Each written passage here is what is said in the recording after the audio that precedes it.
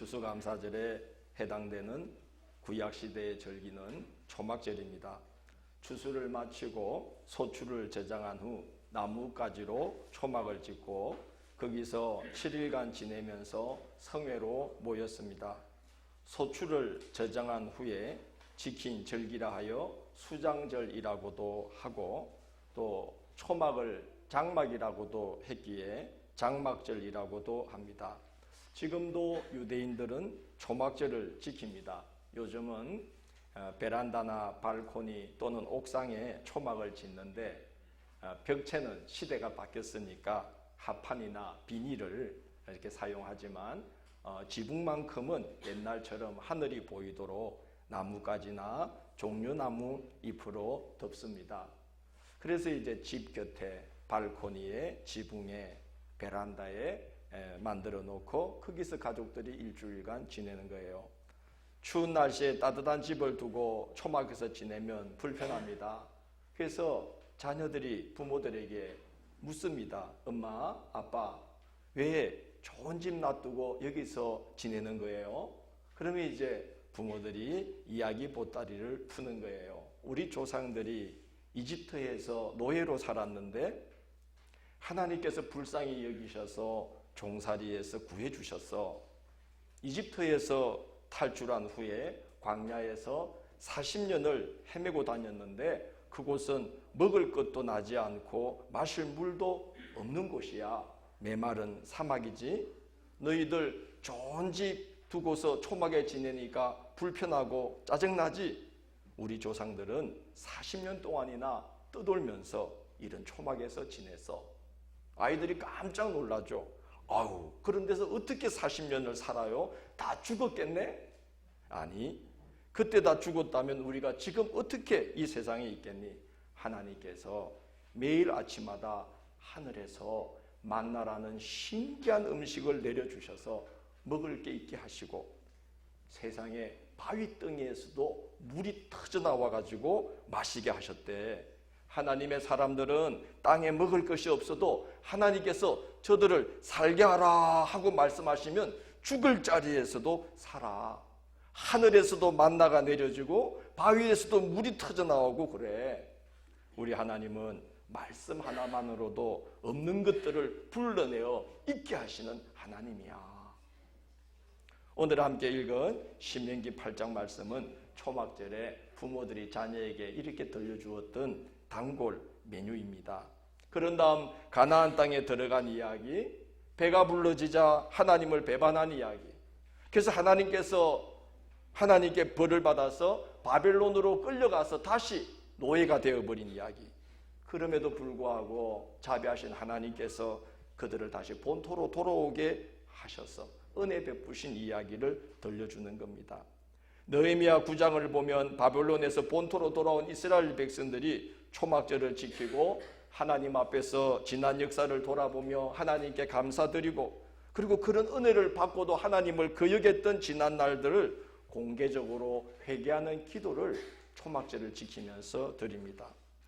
그러니까 이 초막절은 지금 우리로 치자면 추수감사절기는 감사와 회개로 지내는 절기인 겁니다. 죽을 자리에서도 건져주시고 살게 하신 하나님의 은혜를 감사하고 그런 은혜를 받고도 그 은혜에 충분히 답하지 못하면서 살아온 우리의 삶을 회개하는 감사와 회개로 지내는 절기가 무슨 절기예요? 추수감사절. 옛날에는 초막절이었다 하는 겁니다. 하나님은 이렇게 우리에게 놀라운 은혜를 베푸시지요.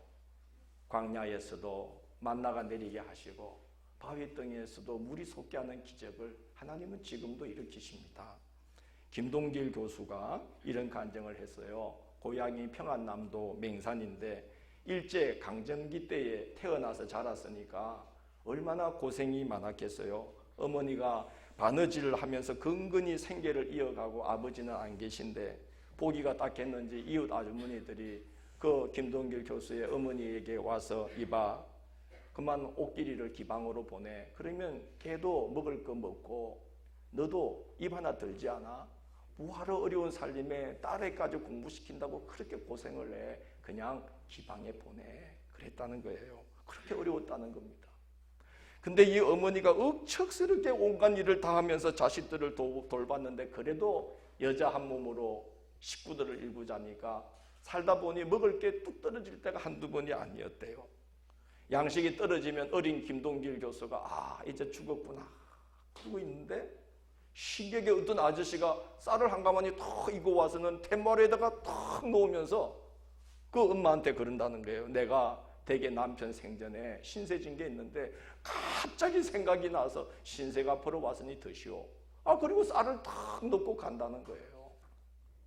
그런 일들이 비일비재했다는 겁니다. 돈 떨어져서 이제 공부 못하겠다 싶으면 신기하게 돈이 채워지고 쌀 떨어져서 이제 굶어 죽겠구나 하면 신기하게 쌀이 채워지고 그러더라는 거예요. 어머니가 독실한 기독교 신자인데 김 교수가 그런 이야기를 해요. 하나님 믿는 사람은 굶어 죽으려고 해도 굶어 죽을 수가 없어. 하나님께서 죽게 내버려 두지 않더라고. 하나님 믿는 사람은 굶어 죽으려고 그래도 굶어 죽지를 않더래요. 하나님이 죽게 내버려 두지 않더라는 거예요. 여러분 기방에 갈 뻔했던 말하자면 기생이 될 뻔했던 이 김동길 교수의 누이 옥길이가 누군지 아십니까? 이화여대에서 18년간 총장을 지내고 한국 최초의 교육부 장관, 여성으로서 최초의 교육부 장관을 한 사람이 김옥길 여사예요. 우리 나이 드신 분들은 알죠? 그럼요. 지금도 광야에 만나가 내립니다. 지금도 반석에서 물이 터져 나옵니다. 하나님은 항상 살아계셔서 어제나 오늘이나 동일하게 역사하십니다. 그를 믿고 발을 내딛는 자에게 지금도 홍해가 갈라집니다. 사막에 길을 내어주십니다. 거둘 것도 없고 심을 수도 없는 땅을 지날 때에 하나님은 하늘로서 만나를 내리시고 돌덩이에서도 물이 터져나오게 하시고 그를 의지하는 자의 걸음을 반드시 가나안으로 인도해 주시는 겁니다. 제가 처음 우리 교회 왔을 때 교우들 대부분이 30대 초중반, 많아야 40대 초반이었습니다. 나는 여러분들이 자리 잡아가는 여정을 다 보면서 세월이 왔는데 하나님의 은혜가 참 크다는 생각이 듭니다. 우리 성도님들이 차를 바꿀 때 되면 차를 꼭 갖고 와요. 왜 갖고 올까요? 목사님한테 갖고 와요. 목사님 주려고 가져오는 거 아니고. 왜 갖고 올까요? 우리 주일학교 친구들 대답하고 왜 갖고 오죠 차를? 모르겠어요? 뭐 받으러? 뭐 받으러 올까요? 축복 받으러, 이렇게 축복, 기도 받으러 오는 거죠. 여러분도 차 사면 갖고 오세요.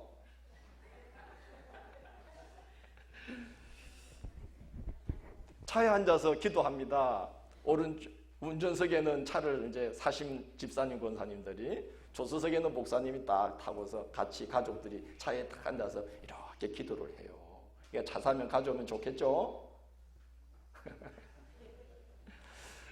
근데 그때 김대중 권사님 제가 오니까 계신가요?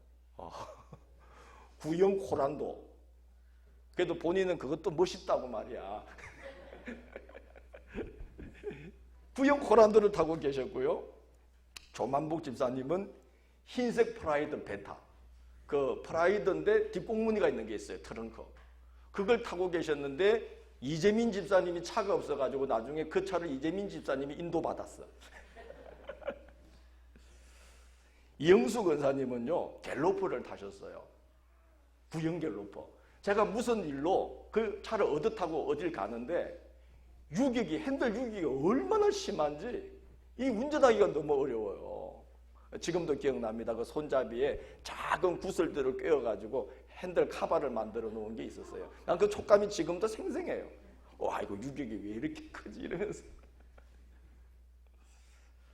최성근 집사님 차가 그나마 좋아서 제가 어디 갈 때 그 차를 자주 얻어 탔는데 카니발 구형이었어요. 제 딴에는 우리 교회에서 최고 좋은 차라고 가져갔는데 목사님들이 안에 이렇게 운전하는 걸 보더니 아니 아직도 수동으로 운전하는 차가 있어? 그래서 우리 교회에서 그게 좋은 차였어요.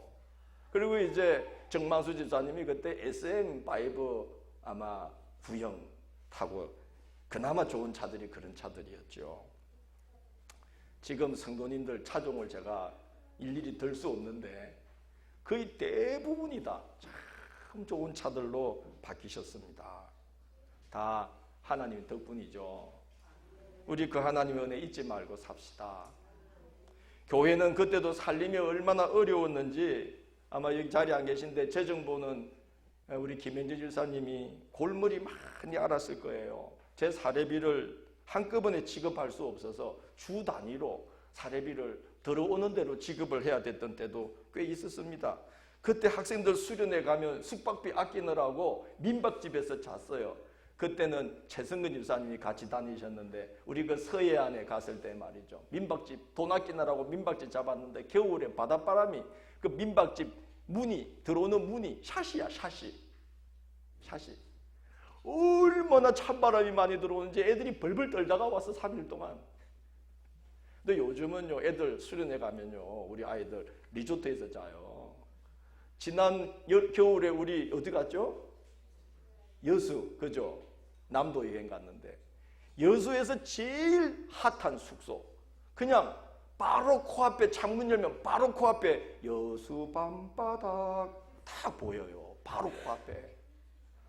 야 우리 아이들이 그런 데서 요즘은 수련회를 합니다. 격세지감이 느껴지죠. 난 거기 이렇게 있으면 옛날 사실 민박집에서 자던 때가 생각나요. 야 교회 형편이 많이 달라졌구나. 우리 주일학교 친구들 복만난 줄 아셔야 돼요. 그때는 우리 선웅이, 동민이, 성호, 혜인이, 혜수 이럴 때는 막 어려워가지고 교회가 큰 돈을 아끼면서 다니려고 막 가서 라면 삶아 먹고 그러면서 다녔어요. 우리 친구들은 막 피자 먹고 치킨 먹고 지금 막 남기고 그것도. 그때는 교회 차도요. 베스타 중고에서 시작해가지고 중고 그레이스. 그 다음에 제가 오니까 프레지오라는 차가 있는데 그것도 매장에 디스플레이 되어 있던 거를 사가지고 사셨다는데 무슨 차가 걸핏하면 서요. 학생들 통영에 수련회 갔는데 차가 서네? 남성교회 통영에 충무교회랑 공차를 갔는데 고속도로에서 서네? 인혁이 데리고 저 진주 가서 드럼 갈키고 데리고 태우고 올라오는데 차가 서버리네. 그래서 그 차 끝났어요 그때. 엔진을 2번이나 갈고 차가 뭐가 잘못됐는지 조수석으로 창문에 바람이 얼마나 들어오는지 항상 거기 타는 사모님은 무릎 담요를 어깨에다가 걸치고 다녔어요. 어깨 시리다.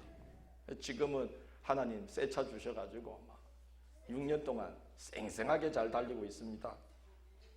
우리 성도님들이 직장 놓고 기도했는데 직장을 주시고 직장에 문제가 생겼는데 직장 문제 해결해 주시고 아이가 들어서지 않아서 기도했는데 태의 문을 열어주시고 어떤 가정은 얼마나 세게 응답하셨는지 줄줄이 셋 넷을 낳게 하시고 할렐루야. 놀라운 건 중병이 걸렸는데 아직 살게 하시고 놀랍죠. 죽을 병에 걸렸는데 아직 살게 하시고 아이들 군복무 보내고 김정은이가 미사일 쏘댈 때 군복무 보내서 저게 죽을래나 했는데 멀쩡하게 살아 돌아오고 아이들이 그 아이들이 알아서 좀 늦더라도 취업 준비해서 직장 얻고 짝을 만나서 가정 일구고 자식의 자식을 보면서 살게 하시니 하나님의 은혜가 얼마나 큽니까? 더 큰 은혜가 있어요. 연단의 기간이 길어서 여전히 광야에 계신 분도 있는데 그런 중에도 하나님 앞에 은혜로 살고 계신다는 거예요. 이 40년 동안에 내 의복이 헤어지지 아니하였고 내 발이 부러뜨지 아니하였느니라. 하나님은 광야에서도 살게 하십니다. 주일 예배를 마치면 재무부가 목양실에 재무 정리하고 제 책상에 헌금 내역을 정리해서 올려놓습니다. 헌금 봉투와 함께. 제가 거기 적혀있는 기도 제목을 다 매주 읽어요. 어르신들 그 11조 드린 내역을 보면 액수가 비슷비슷해요. 무슨 이야기입니까? 수입원이 다 비슷하다는 거예요. 빠듯하지요. 근데 그런 중에도 다 10분의 1을 구별해 드리고 그런 중에도 그 헌금 내역에 감사의 기도를 빼곡히 적어서 하나님 앞에 올려드리고 선교 헌금을 하시고 여러분, 신앙이 없었다면 우리가 어떻게 그렇게 살아갈 수 있겠습니까? 광야를 지나면서도 우리는 하나님과 연결되어 살아갑니다. 그래서 광야로 인해서 더 성숙하고 더 거룩하고 더 맑아지고 힘든 중에도 감사하면서 가나안을 향해서 걸어가고 있습니다. 얼마나 놀라운 은혜입니까? 신명기 8장 11절 끝부분을 보면 내 하나님 여호와를 잊어버리지 않도록 삼갈지어다 라고 말씀합니다. 광야에 있더라도 여호와 하나님을 잊지 않으면 그 삶은 가나안을 향해서 반드시 나아가게 되어 있습니다. 더 중요한 것은 가나안의 복을 누릴 때에 하나님을 잊지 않으면 언제나 복되게 살아가도록 복의 복을 더해 주신다는 겁니다. 모든 것은 흥망성쇠가 있다고 합니다. 그런데 흥망성쇠에 덫에 걸리지 않고 언제나 흥할 수 있는 비결을 성경은 말하는데 여호와 하나님을 기억하고 그에게 영광을 돌리는 삶을 사는 것이라는 거예요. 그러면 흥망성쇠가 아니라 언제나 하나님이 복을 더해 주셔서 하나님의 영광을 드러내는데 귀하게 쓰임받게 해주신다는 겁니다. 여기 우리 앉아 계신 우리 학생 여러분들은 이 말을 좀 마음에 새겨주시면 좋겠어요. 하나님께서 여러분에게 힘을 주시고 복을 주실 때에 그 힘과 복을 주신 하나님을 뭐하고? 학생들이 대답해봐요. 뭐하고? 따라하세요. 기억하고. 그 힘과 복을 하나님의 영광을 드러내는 일에 반드시 힘써 사용해야만 합니다. 그러면 복을 잃지 않게 하십니다. 복의 복을 더해 주십니다. 평생토록 하나님의 영광을 드러내며 복되게 쓰임받게 해 주십니다. 여러분이 어른이 되면 나는 이런 일을 해야지 많은 생각이 있을 텐데 여러분 어른이 되면 그런 생각하면 좋겠어요. 교회 차를 내가 바꿔드려야 되겠다. 할렐루야. 교회가 선교한다는데 내가 한 교회 맡아야 되겠다. 학생들 아멘. 그래요. 해외 선교한다는데 내가 한 나라 맡아야 되겠다. 아멘 안 하십니까 학생들? 아멘 하면 그렇게 됩니다. 우리 후배 학생들 선교여행 간다는데 내가 보태야 되겠다. 목사님 저렇게 사역하시는데 내가 뭘 도와드리면 목사님이 많은 좋은 일을 하실까. 이런 생각을 갖는 성도로 자라가시기를 축원합니다. 예수님이 그러셨어요. 착하고 충성된 종에게 내가 나와 함께 하나님의 나라에서 10골 5골씩 다스리는 권세를 주리라. 무슨 말씀입니까? 하나님께 받은 은혜를 기억하고 하나님의 영광을 드러내는 일에 하나님께 받은 것을 힘써 드리는 것이 주와 함께 하나님의 나라에서 몇 골? 10골, 5골씩 다스리는 권세를 받는 길이에요. 내가 한 교회 맡아야지. 한 골 다스리는 거예요. 할렐루야. 해외 선교하는데 내가 그 나라를 내가 맡아야지. 10골 다스리는 거예요. 할렐루야. 교회가 차를 바꿔야 되겠는데 이건 내가 해야 되겠다. 우리 가정이 해야 되겠다. 그래서 여러분의 아들, 딸들에게 전화해서 야, 우리 집에 이거 하자. 복 받자. 하나님께 영광 돌리자. 할렐루야. 그렇게 될 줄 믿습니다. 아니, 학생들이 하라니까요. 그렇게 될 줄 믿습니다. 할렐루야. 감사합니다. 여러분 새벽에 나와 보시면 이 중에 기도로 열목을 하는 성도님들이 계셔요. 비가 오나 눈이 오나 기도의 자리를 놓치지 않고 불쳐줘야 여러분을 위해서 기도합니다. 기도로 열목을 하고 계신 거예요. 교회의 중요한 순간에 몸을 들여서 땀을 흘리면서 헌신하는 분이 있어요. 몸으로 열목을 하는 거예요. 아주 중요한 순간에 물질로 힘을 보태서 열목을 하는 분들이 있어요. 하나님이 주신 은사를 가지고 찬양으로 식탁을 섬기며 여러 모습으로 섬기는 분들이 있어요. 10골, 5골씩 주님의 나라에서 지금 다스리고 계신 분들이에요. 목사님이 교회를 다스리는 게 아니라 그렇게 기도로 몸으로, 물질로, 마음으로, 은사로 섬기고 계신 분들이 교회를 다스리고 있는 거예요. 그래서 이 교회가 이렇게 평화롭게 든든히 서가고 있는데, 우리 주일학교 친구들도 우리 어른들을 본받아서 그런 그리스도인으로 다 자라게 되시기를 주의 이름으로 축원합니다. 우리가 손을 펴면 하나님도 손을 펴셔요. 여러분, 사람의 손은 펴봤자 한 뼘이에요. 우리가 하나님께 뭘 한다고 해봤자 사실은 그거 하나님 앞에 별거 아니에요. 사람이 해봤자 뭘 많이 하겠어요? 근데 하나님께서 그 모습을 보시고 하나님이 손을 펴시면 하나님의 손은 어마어마하게 크십니다. 그래서 자 받아라 하고 탁 주실 때는 그 선물이 하나님의 이름이 아니고서는 설명이 안 되는 복을 주실 때가 많아요. 난 우리 주일학교 친구들이 그런 멋진 그리스도인으로 자라게 되기를 소망하며 기도하고 있습니다. 하나님을 기억하면 그렇게 되는 겁니다. 하나님께 받은 은혜를 잊지 않으면 그렇게 되는 겁니다. 오늘 말씀 신명기의 17절을 보면 내가 마음에 이르기를 내 능력과 내 손의 힘으로 내가 이 재물을 얻었다 말할 것이라. 사람은 뭐 하기 쉽다는 거예요? 잊어버리기 쉽다는 거예요. 그래서 18절에 보면 내 하나님 여호와를 뭐하라?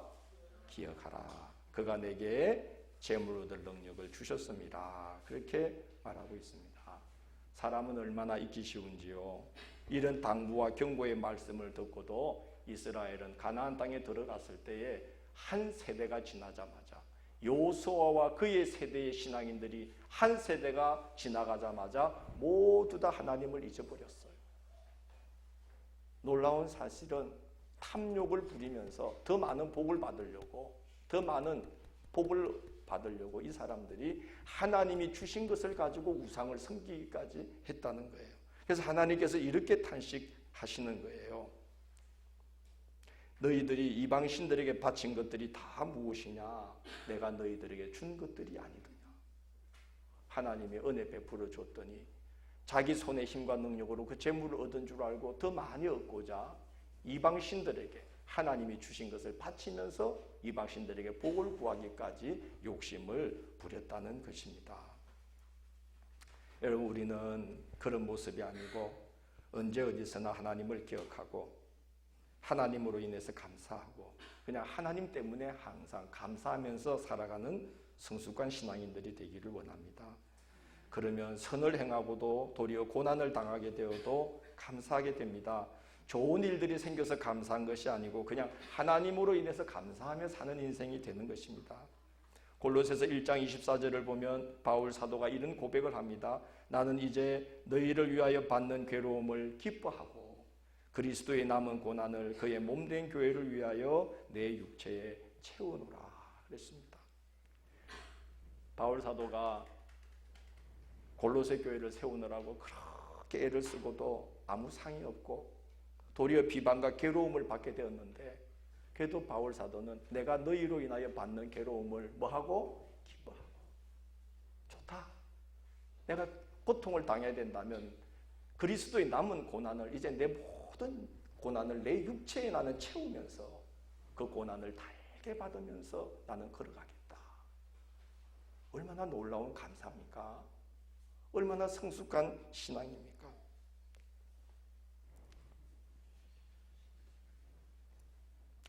교회를 세우느라고 그토록 애를 쓰고도 아무 상이 없고 도리어 비방과 괴로움을 받게 되었는데도 바울은 하나님께서 주실 상을 기대하면서 기뻐하고 감사했습니다. 우리 그런 신앙인 됩시다. 좋은 일이 있어서 감사한 것만 아니고 그냥 하나님 때문에 늘 감사하는 거예요. 내가 그분과 더불어 살고 있다는 것 때문에 늘 감사한 거예요. 그래서 내가 그분 때문에 욕을 먹어도 그분 때문에 비방을 받아도 그분 위해서 수고하고도 사람에게 내가 욕을 먹는 한이 있더라도 괴로움을 받는 일이 있어도 나는 기뻐하고 내 육체에 남은 시기를 그리스도의 남은 고난을 채우는데 내가 쓰고자 한다. 이렇게 바울은 하나님을 바라보면서 기뻐하고 고난 중에도 감사하면서 살았습니다. 이 추수감사의 절기에 우리는 하나님을 그렇게 기억하고 하나님께 받은 모든 것을 감사하고 하나님이 우리를 있게 하신 그 자리를 사랑하고 하나님이 내게 허락한 모든 사람들과 일들을 사랑하고 그 사람들을 감사하면서 살아가면은 거기가 하나님의 나라가 아니겠습니까? 이 추수감사의 절기에 우리의 신앙도 그 자리까지 성숙하도록 항상 하나님을 기억하고 살아가시는 이 절기의 시간들이 되시기를 주의 이름으로 권면합니다.